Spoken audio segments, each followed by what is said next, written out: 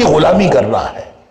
انسانوں نے سمجھ لیا کہ ہم شاید اس دنیا میں روزی کمانے کے لیے آئے ہیں۔ اللہ اکبر، جہاں اس نے کہا ہے نا وما خلقت الجن والانس الا لیعبدون، کہ میں نے تو جنوں اور انسانوں کو صرف اپنی بندگی کے لیے پیدا کیا ہے، وہاں اللہ تعالیٰ نے یہ بھی فرمایا کہ میں ان سے ہم رزق نہیں مانگتے، لا نسألک رزقا، ہم رزق نہیں مانگتے، بلکہ اللہ تو رزق عطا کرتا ہے۔ ان اللہ هو الرزاق ذو القوة المتین، اللہ تو رزق عطا کرنے والا ہے، قوت والا ہے، باوقار ہے، اس کی ساری طاقتیں مضبوط ہیں، لہذا وہ رزق تو مانگتا ہی نہیں ہے۔ اس نے کب کہا ہے وما اريد ان يطعمون، میں یہ نہیں چاہتا کہ تم روزی کماؤ اور مجھے کھلاؤ، بلکہ نحن نرزقکم، ہم اس کو رزق دیتے ہیں۔ اللہ رزق عطا فرماتا ہے، لہذا رزق تو اس کے ذمہ وہ عطا فرماتا ہے، اس لیے نہیں ہے کہ اس کی مرضی ہے عطا فرمائے نہ فرمائے، اس نے قانون بنایا ہے کہ جب میں رب ہوں، رب العالمین ہوں، تو میرے ذمہ ہے وما من دابۃ الا علی اللہ رزقها، کوئی زمین میں جاندار، چاہے وہ زمین پر چلتا پھرتا ہو، چاہے وہ زمین کے اندر ہو، چاہے وہ پتھر کے اندر پلنے والا کیڑا ہو، چاہے وہ زمین سے بلند فضاؤں میں اڑنے والا پرندہ ہو، چاہے وہ سمندر کی تہوں کے اندر پلنے والی مخلوق ہو، سب کو رزق اللہ تعالیٰ نے عطا کرنا ہے۔ اللہ اکبر۔ کہیں میں پڑھ رہا تھا کہ یہ جو ویل مچھلی ہے نا، ویل مچھلی، اس کی جو یومیہ خوراک ہے نا وہ 28 ٹن ہے، 28 ٹن اس نے روز خوراک کھانی ہے۔ اللہ اکبر۔ مجھے تو یوں لگتا ہے کہ سارا ملک مل کے اگر ایک ویل مچھلی کو پالنا شروع کر دے تو وہ شاید ایک ویل مچھلی کا رزق پورا نہ کر سکے۔ اللہ اکبر۔ وما من دابۃ الا علی اللہ رزقها، اللہ اکبر۔ رب وہ ہے جس کے ذمے ہر ایک کا رزق ہے، سب کو اس نے دینا ہے، چاہے وہ ویل مچھلیاں ہوں، چاہے وہ چھوٹی چھوٹی مچھلیاں ہوں، چاہے پتھر کے اندر پڑنے والا کیڑا ہو، اس کو رزق پہنچانا یہ اس کی ذمہ داری ہے۔ سبحان اللہ۔ مالک وہ ہوتا ہے، رب کا تعارف یہ ہے، اللہ کائنات کے مالک کا تعارف یہ ہے۔ اور مالک الملکیت کا تعلق اس نے بتایا سورہ یاسین میں کہ اللہ تعالیٰ فرماتا ہے الم ترى ان اللہ، اعوذ باللہ من الشیطان الرجیم، اعوذ باللہ من الشیطان، اللہ کرے مجھے یاد آ جائے آیت، بما عملت ایدینا انعاما فہم لہا مالکون۔ شروع کیسے ہوتی ہے؟ الم ترى، اعوذ باللہ من الشیطان الرجیم۔ اللہ تعالیٰ فرماتا ہے کہ یہ مخلوق نہیں دیکھی کہ ہم نے ان کو اپنے ہاتھوں سے بنایا، بما عملت ایدینا انعاما فہم لہا مالکون، ہم نے اپنے ہاتھوں سے بنایا اور لوگوں کو اس کا مالک بنا دیا۔ اللہ اکبر۔ یہ جو چوپائے ہیں، یہ جو جانور ہیں، ان کے بارے میں اللہ تعالیٰ فرما رہا ہے کہ ان کو ہم نے بنایا، تمہیں ان کا مالک بنا دیا۔ اور پھر مالک بنانے کے بعد اللہ تعالیٰ فرماتا ہے کہ ان میں کسی کے اندر تمہارے لیے رزق ہے، کھانے پینے کا سامان ہے۔ جی، اولم یروا انا خلقنا لهم انعاما فهم لها مالکون وذللناها لهم فمنها ركوبهم ومنها ياكلون ولهم فيها منافع ومشارب افلا يشكرون۔ اللہ اکبر۔ یعنی اسی سے مالک اور ملکیت کا تعلق سمجھ آ جاتا ہے کہ یہ جانور بنائے ہم نے اپنے ہاتھوں سے اور تمہارے ملکیت میں دے دیے، وَذَلَّلْنَهَا لَهُمْ، اور تمہارا خدمت گزار بھی ان کو بنا دیا، فَمِنْهَا رَكُوبُهُمْ وَمِنْهَا يَأْكُلُونَ، کچھ کی سواری تم کرتے ہو، کس کا گوشت کر کے کھا جاتے ہو، اور کسی سے دودھ پینے کا سامان کیا ہے، افلا یشکرون، یہ شکر نہیں کرتے۔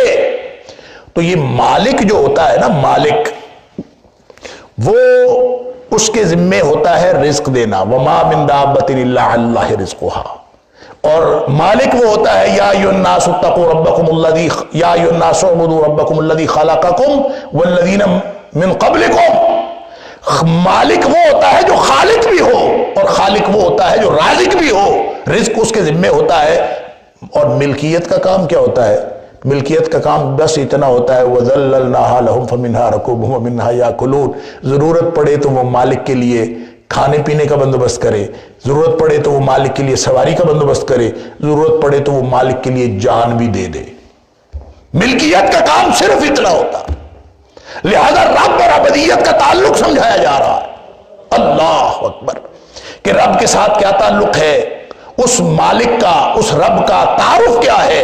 فرمایا وَمَا مِن دَابَّةٍ فِي الْأَرْضِ، زمین میں جو کچھ بھی جتنے بھی جاندار ہیں، إِلَّا عَلَى اللَّهِ رِزْقُهَا، اللہ کے ذمے ہے اس کا رزق، وَيَعْلَمُ مُسْتَقَرَّهَا وَمُسْتَوْدَعَهَا، اور وہ جانتا ہے کہ اس کی جائے قرار کیا ہے اور سونپے جانے کی جگہ کیا ہے، جائے امانت کیا ہے۔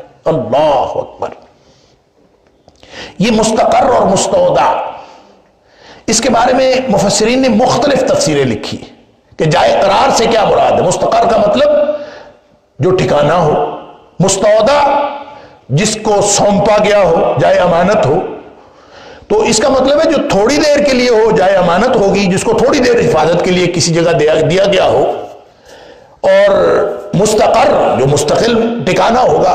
تو اس کی تفسیر میں اسی لیے اختلاف ہے، بعض نے تو کہا ہے کہ مستقر سے مراد یہ دنیا ہے کہ یہاں جائے قرار ہے، اور مستودع سونپے جانے کی جگہ سے مراد رحم مادر ہے، ماں کا وہ پیٹ ہے جس کے اندر انسان کچھ عرصہ کے لیے سونپا جاتا۔ بعض نے کہا کہ نہیں، مستقر سے مراد ماں کا پیٹ ہے، اور مستودع سے مراد صلب پدر ہے، وہ باپ کی پشت ہے، باپ کی صلب ہے، کہ انسان ایک وقت میں وہاں بھی تھا۔ اللہ اکبر، کچھ عرصہ کے لیے وہاں تھا، سونپا گیا تھا، جائے امانت اس کی صلب پدر ہے اور جائے قرار اس کی رحم مادر ہے۔ بعض نے کہا کہ نہیں، اس کو یعنی یہ بھی ہو سکتا ہے، صلب پدر رحم مادر بھی ہو سکتا ہے، اور پھر رحم مادر اور یہ دنیا کی زندگی ہو سکتی ہے، اور پھر یہ دنیا کی زندگی اور مدفن ہو سکتا ہے۔ دنیا جائے قرار ہے، اور جہاں اس نے دفن ہونا ہے وہ اس کی جائے امانت ہے یا سپردگی کی جگہ ہے، وہاں اس کو سپرد کر دیا جانا۔ بعض نے کہا کہ سپردگی کی جگہ تو قبر ہے، مدفن ہے، لیکن جو مستقر ہے وہ آخرت ہے۔ یہاں مستقر سے مراد آخرت، یہاں سے جائے گا، کچھ عرصہ قبر میں رہنا ہے، برزخ میں، پھر آخرت میں چلے جانا ہے۔ الا ھذا القیاس، اس کی یہ مختلف تفسیریں مفسرین نے لکھی ہیں، اور امام شوکانی علیہ رحمہ وہ ان ساری تفسیروں سے ایک مختلف تفسیر کرتے ہیں۔ وہ کہتے ہیں کہ مستقر سے مراد رحم مادر، اور مستودع سے مراد، یہ درمیان میں وہ دنیا کی زندگی سکپ کر دیتے ہیں، کہیں مستقر سے مراد رحم مادر ہے، کہ کس ماں کے پیٹ سے جس نے جنم لینا ہے، یہ اس کا استقرار کہاں ہوگا یہ اللہ ہی جانتا ہے۔ اور مستودع جائے امانت ہے، اس کی سپردگی کی جگہ ہے، اس کی سونپے جانے کی جگہ ہے، اور اس سے مراد اس کا مدفن ہے کہ کہاں اس نے دفن ہونا ہے، کسی قبر میں جانا بھی ہے کہ نہیں جانا، کسی مٹی کے سپرد ہونا ہے، یا اس نے کہیں کسی سمندر کے سپرد ہونا ہے، یا کسی مچھلی کا پیٹ اس کا مدفن بنے گا، کہاں جائے گا، اس سب کو اللہ جانتا ہے۔ اللہ اکبر، لہذا اس کی ساری تفسیریں اپنی اپنی جگہ پر درست ہو سکتی ہیں۔ یہ اصل میں اللہ کے علم کے محیط کلی ہونے کا ایک استعارہ ہے، کہ اللہ کا علم اس قدر محیط کلی ہے کہ انسان جہاں بھی ہو، جس بھی حالت میں ہو، وہ چاہے ایک ایسی حالت میں ہو، هل أتى على الإنسان حين من الدهر لم يكن شيئا مذكورا، جب یہ ناقابل ذکر چیز تھا، باپ کی صلب میں تھا، تو بھی اللہ جانتا تھا، جب یہ ماں کے پیٹ میں تھا تو بھی اللہ اس کو جانتا ہے، اور اگر یہ ماں کے پیٹ سے نکل کر اس دنیا میں آیا تو جب تک اس کا جائے قرار یہاں رہے گی یا رہی تو بھی اللہ جانتا ہے، اور جب یہ کہ کہاں اس نے مرنا ہے، کس کے سپرد ہونا ہے، سونپے جانے کی جگہ کیا ہے، جائے امانت کیا ہے، اس کو بھی اللہ جانتا ہے۔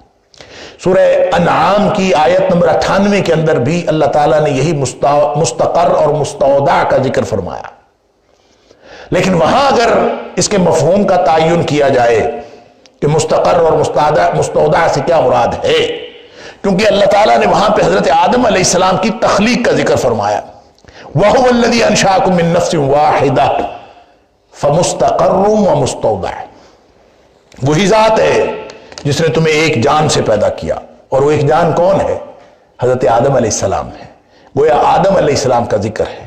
تو وہی ذات جس نے ایک جان سے پیدا کیا، فمستقر و مستودع، پھر اس کے لیے مستقر بھی ہے، جائے قرار بھی ہے، اور مستودع اور جائے امانت بھی ہے، سپرد کیے جانے کی جگہ بھی ہے۔ اللہ اکبر! اگر اس اعتبار سے دیکھا جائے، حضرت آدم علیہ السلام کے اعتبار سے دیکھا جائے کہ اس سے اللہ تعالیٰ نے سارے انسانوں کو پیدا کیا، تو مستقر سے مراد اگر سپیسیفکلی سورہ آل عمران، سورہ انعام کی آیت نمبر 98 کے تناظر میں اگر ہم اس کا مفہوم متعین کرنے کی کوشش کریں تو جائے قرار سے مراد یہ دنیا بنتی ہے، اور جائے امانت سے مراد قبر بنتی ہے، یا وہ مدفن بنتا ہے جہاں انسان دفن ہوگا۔ بہرحال یعنی ابتدائے آفرینش اگر یہ کہا جا رہا ہو کہ تمہارا مستقر اور تمہارا مستودع بھی اللہ تعالیٰ نے مقرر کر دیا، تو اس کا مطلب یہی ہے کہ اللہ نے جب تک چاہا اس دنیا میں لوگوں نے قرار پکڑنا ہے، یہ جائے قرار ہے، اور جب اللہ نے چاہا تو یہ سونپے جائیں گے اور یہ سپرد کر دیے جائیں گے، اور سپرد کیے جانے کی جگہ اس اعتبار سے مدفن ہی بنتا ہے۔ واللہ اعلم۔ کل فی کتاب مبین، یہ سب کچھ ایک کھلی اور روشن کتاب کے اندر درج کر دیا گیا۔ وَهُوَ الَّذِي خَلَقَ السَّمَاوَاتِ وَالْأَرْضَ فِي سِتَّةِ أَيَّامٍ وَكَانَ عَرْشُهُ عَلَى الْمَاءِ لِيَبْلُوَكُمْ أَيُّكُمْ أَحْسَنُ عَمَلًا، وہی ذات ہے جس نے زمین و آسمان کو پیدا کیا، خلق السماوات، آسمانوں کو پیدا کیا، والارض، زمین کو پیدا کیا، فی ستۃ ایام، 6 دنوں میں پیدا کیا، وکان عرشہ علی الماء، اور اس وقت اس کا جو عرش تھا وہ پانی پر تھا، وکانا اور تھا، عرشہ اس کا عرش، علی الماء پانی پر، لیبلوکم ایکم احسن عملا، اس لیے پیدا کیا تاکہ وہ امتحان کرے تمہارا کہ تم میں سے اچھے عمل کرنے والا کون ہے۔ اللہ اکبر! اچھا، یہ اس طرح کی آیات ہم پہلے بھی پڑھ آئے ہیں، 6 دنوں میں پیدا کیا، پیدا کرنے والا وہ ہے۔ ویسے تو مالک کا تعارف کروایا جا رہا ہے، خالق بھی وہ ہے، مالک بھی وہ ہے، اس نے پیدا کیا، لیکن یہ جو ستت ایام ہے یہ بھی متشابہات ہے، ہم اس کو پہلے پڑھ آئے ہیں کہ 6 دنوں سے کیا مراد ہے۔ اگرچہ لوگوں نے اس 6 دنوں کی تفصیل بھی بیان کرنے کی کوشش کی ہے مفسرین نے، اور کچھ یعنی اسرائیلیات کے حوالے سے، اسرائیلی روایات کے حوالے سے اس کا تعین کرنے کی بھی کوشش کی ہے کہ کون کون سے 6 دنوں میں اللہ تعالیٰ نے پیدا کیا، اور کون سے دن کچھ نہیں ہوا، اور فلاں دن یہ ہوا اور فلاں دن یہ ہوا۔ وہ اس کی تفصیل پہلے ذکر بھی کی جا چکی۔ تو بات اصل میں یہ ہے جو ذہن میں رکھنی چاہیے کہ ان دنوں سے مراد کیا ہے، ایام سے کیا مراد ہے، یوم سے کیا مراد۔ ایک تو یوم سے وہ مراد ہے جو میرا اور آپ کا تصور ہے کہ جو سورج طلوع ہونے سے لے کر غروب ہونے تک کے وقت ہے ہم اس کو دن کہتے ہیں، یوم۔ اسی اعتبار سے ہم اس پورے ہفتے کو گنتے ہیں کہ 6 دن جو ہے، کہیں 4 دن اور 2 دن کی الگ الگ تقسیم بھی ہے۔ تو یہ ساری تقسیمیں ہم اس اعتبار سے دیکھتے ہیں، حالانکہ اللہ کے ہاں ہمارے دنوں والی گنتی نہیں ہے۔ اللہ کا تو ایک دن ہمارے 1000 سال کے برابر ہوتا، لہذا ہو سکتا ہے کہ یہ ان 6 دنوں سے مراد اللہ کی گنتی کا دن ہو، تو 6 دن سے مراد 6000 سال ہو گئے۔ اللہ اکبر! تو پھر سوال یہ پیدا ہوتا ہے کہ یہ 6 دن ہوں، یہ 6000 سال ہوں، وہ تو اعلیٰ کل شیء قدیر ہے، اور اس کا تو کسی چیز کو پیدا کرنے کے لیے انما امرہ اذا اراد شیئا، جب وہ کسی چیز کا ارادہ کرتا ہے تو اس کا تو حکم ہوتا ہے کن، ہو جا، فیکون، تو ہو جاتی ہے، یعنی ایک لمحے میں پیدا کر سکتا ہے۔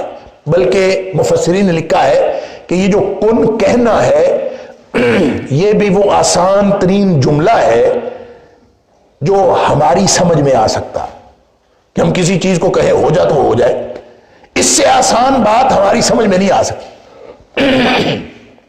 وگرنہ جو اللہ کی قدرت ہے اور اللہ کی جو شان ہے، اس کو کوئی چیز پیدا کرنے کے لیے کن کہنے کی بھی ضرورت نہیں پڑتی۔ تو جو ایک لمحے میں ساری کائنات پیدا کر سکتا ہے، اس کو 6 دنوں کی ضرورت کیوں پیش آئی؟ کیوں 6 دن تھے؟ یہ 6000 دن تھے، یہ 6000 سال تھے، جو بھی اس کا معنی ہے۔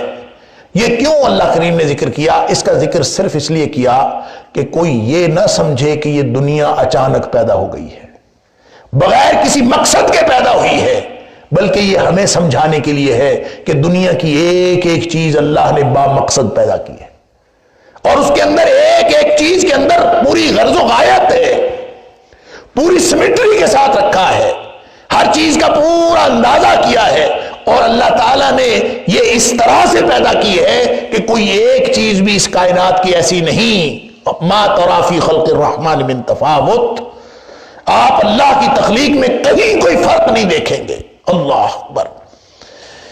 فرجع البصر هل ترى من فطور، بار بار نظر دوڑاؤ، کوئی چیز تمہیں نظر نہیں آئے گی ایسی۔ تو یہ نظم کائنات، ترتیب کائنات، اور اس کائنات کا جو سمیٹری ہے، یہ اصل میں اللہ تعالیٰ کی قدرت کاملہ کا اظہار ہے، ہمیں وہ بتانے کے لیے کہ اللہ نے وہ تدریج کا جو عمل ہے اللہ نے کائنات کی تخلیق میں بھی رکھا، جو اللہ تعالیٰ کی حکمت بالغہ کے اندر موجود تھی۔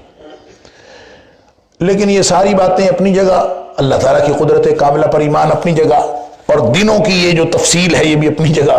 تو بات تو اصل میں یہ ہے کہ دنوں کی ہم گنتی سورج طلوع سے لے کر غروب تک کی کریں، یا اس کے مقابلے میں اس کے گنتی کے حساب سے، یعنی ہماری گنتی سورج کے طلوع غروب کی گنتی کے حساب سے 1000 سال ہو جائے تو پھر اللہ کا ایک دن بنتا ہے، چاہے یہ کریں۔ اس سب کا تعلق کائنات کے تخلیق پا جانے کے بعد کی دنیا سے ہے۔ کائنات کی تخلیق کے بعد ہی تو دن رات بنے ہیں، کائنات کی تخلیق کے بعد ہی تو سورج بنا ہے، اور سورج کا طلوع اور غروب کائنات کی تخلیق کے بعد شروع ہوا ہے۔ لہذا جب یہ کائنات بنی ہی نہیں تھی تو پھر دن کون سے تھے؟ وہ تو اللہ ہی کو معلوم ہے کہ دن کون سے تھے۔ اس وقت تو دنوں کو ہم اس طرح سے دن قرار نہیں دے سکتے جن کا تعلق کسی گنتی سے ہو سکتا ہے ان 6 دنوں سے مراد 6 ادوار ہوں، 6 مراحل ہوں، تو اللہ نے ان کو کس طرح سے پیدا کیا ہے، جیسے میں نے پہلے عرض کیا کہ یہ متشابہات قرآنی میں سے ہے، اس کی تفصیل بھی اللہ ہی خوب جانتا ہے۔ اور اسی طرح کان عرشہ علی الماء، یہ بھی متشابہات ہے، اس کا عرش پانی پر تھا، قبل از تخلیق پانی پر تھا، لوگوں نے اس کا ترجمہ یہ کیا ہے، حالانکہ اس میں یہ صراحت نہیں ہے کہ جب اس نے پیدا کیا تو اس سے پہلے عرش پانی پر تھا، بعد میں نہیں ہے۔ ایک مسلم شریف کی حدیث ہے، اس میں ذکر ہے کہ اللہ تعالیٰ نے جب کائنات کو پیدا کیا تو کائنات پیدا کرنے سے 50,000 سال پہلے اللہ تعالیٰ نے تقدیر لکھوائی، اور اس حدیث میں ہے وَكَانَ عَرْشُهُ عَلَى الْمَاءِ، اس وقت اللہ کا جو عرش تھا وہ پانی پر تھا۔ تو یہ عرش پانی پر ہونے کا کیا مراد ہے کہ اس سے پہلے کائنات کوئی نہیں تھی، تو اس کا مطلب ہے پانی تھا؟ تو میں نے عرض کیا کہ یہ متشابہات میں سے ہے، نہ ہم یہ سمجھ سکتے ہیں کہ پانی سے مراد وہ لیکوڈ ہے جس کو ہم پانی کہتے ہیں، یہاں ماء سے مراد اللہ ہی جانتا ہے کیا ہے، اور عرش سے مراد بھی اللہ ہی جانتا ہے کیا ہے۔ کما ہوا شانہ، بعض لوگوں نے عرش کی تعویل کرنے کی کوشش کی ہے، انہوں نے کہا اس سے مراد سلطنت ہے، اس سے مراد اللہ کی حکومت ہے، اللہ تعالیٰ کی مملکت ہے، اس سے مراد عرش نہیں ہے، اس سے مراد اللہ تعالیٰ کی حکومت اور غلبہ ہے، یہ سلطنت تو اس سے مراد ہے۔ تو اس کا مطلب یہ تو تعویل ہو گئی، تو تعویل اللہ کی صفات کی نہیں کی جانی چاہیے۔ تعویل کا مطلب ہوتا ہے الٹیمیٹ ریئلٹی، مراد اصلی۔ متشابہات میں مراد اصلی ڈھونڈنا یہ دلوں کی ٹیڑھ اور کجی کی علامت ہے۔ اللہ تعالیٰ نے سورہ آل عمران کے اندر فرما دیا فَأَمَّا الَّذِينَ فِي قُلُوبِهِمْ زَيْغٌ فَيَتَّبِعُونَ مَا تَشَابَهَ مِنْهُ ابْتِغَاءَ الْفِتْنَةِ وَابْتِغَاءَ تَأْوِيلِهِ، جو لوگ جن لوگوں کے دلوں میں ٹیڑھ اور کجی ہوتی ہے نا، وہ صفات الہیہ یا متشابہات، جو چیزیں سمجھ میں نہیں آتی ان کی اصل حقیقت کے نام پر کہ ان کی تعویل کرنے کے لیے وہ اصل میں فتنہ ڈالنے کی کوشش کر رہے ہوتے ہیں اپنے دلوں کی ٹیڑھ اور کجی کی وجہ سے۔ لہذا عرش کو ہم عرش ہی کہیں گے۔ عرش سے کیا مراد ہے؟ کما ہوا شانہ، جیسے اس کی شان ہے۔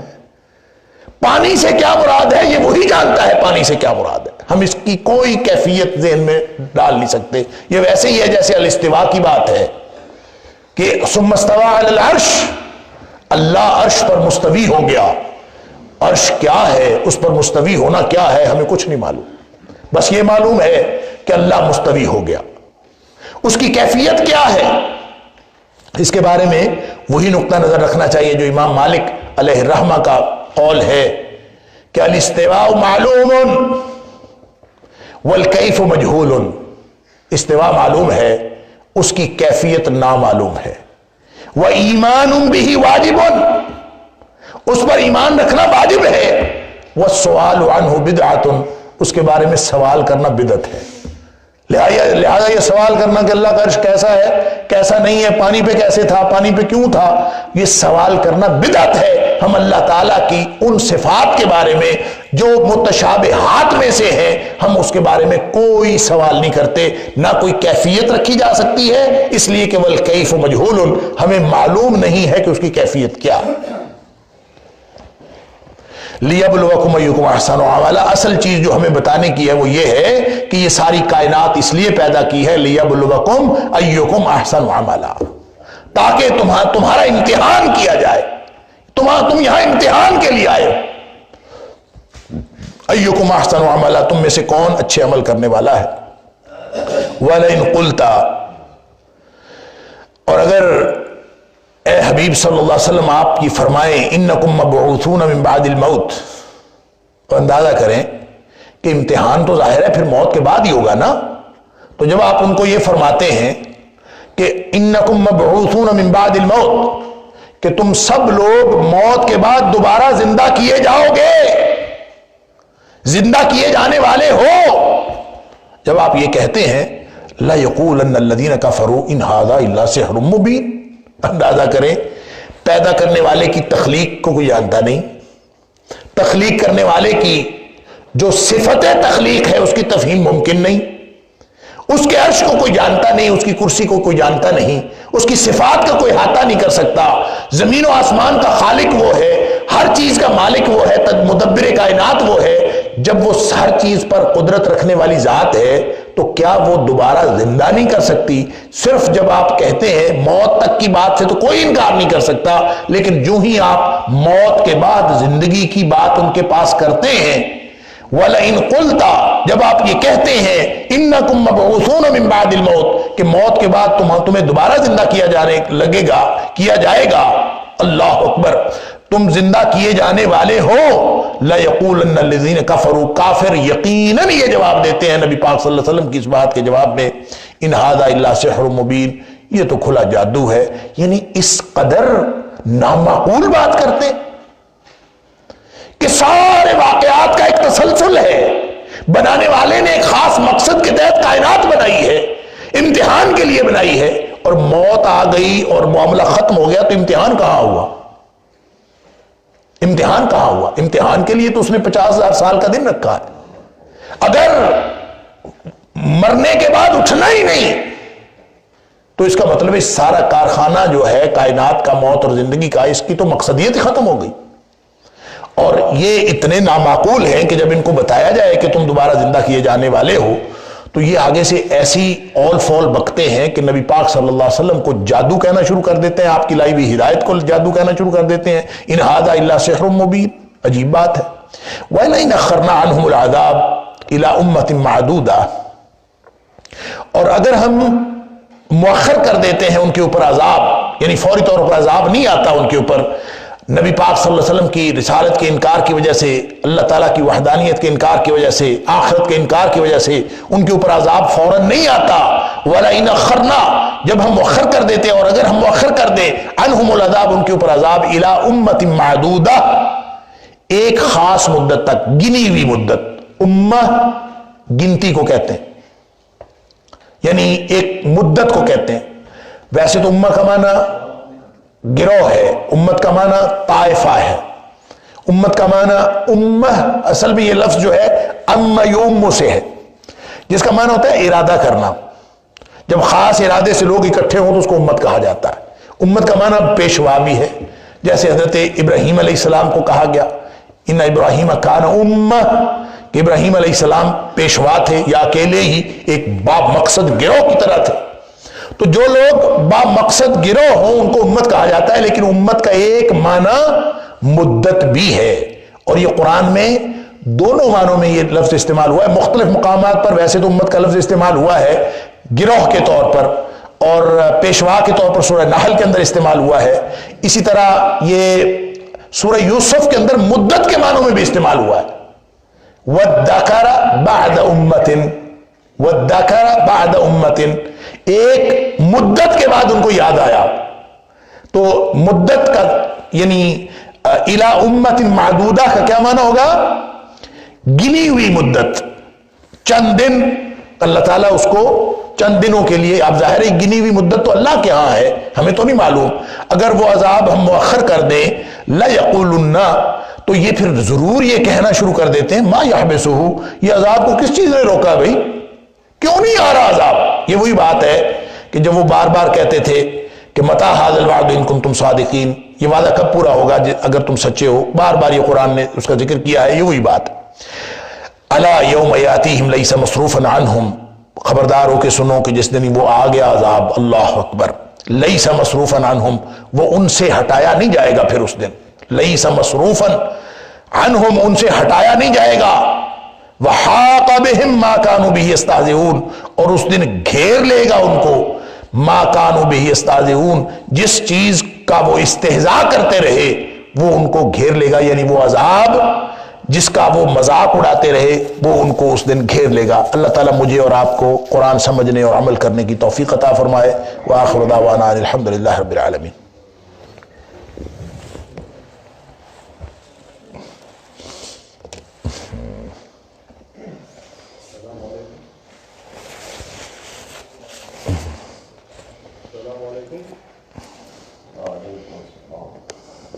وعلیکم السلام ورحمۃ اللہ۔ میرا سوال یہ ہے کہ حرام رزق اگر کوئی کھائے اس کے بعد وہ